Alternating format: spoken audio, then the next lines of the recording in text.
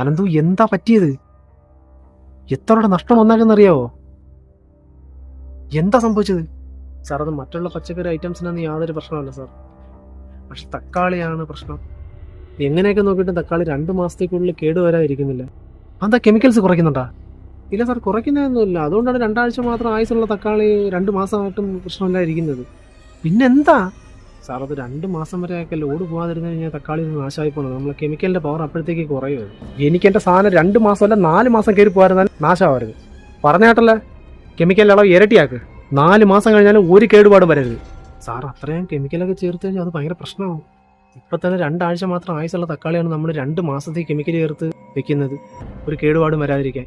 അപ്പോൾ 4 മാസത്തേക്കൊക്കെ ഇത് ചേർത്ത് കഴിഞ്ഞാൽ അതൊന്നും എനിക്കറിയണ്ട. ഞാനോ നീയോ അത് കഴിക്കാൻ പോകുന്നില്ല. എനിക്കിത് ബിസിനസ് മാത്രമാണ്, പണത്തിന് വേണ്ടി മാത്രം ചെയ്യുന്ന ബിസിനസ്.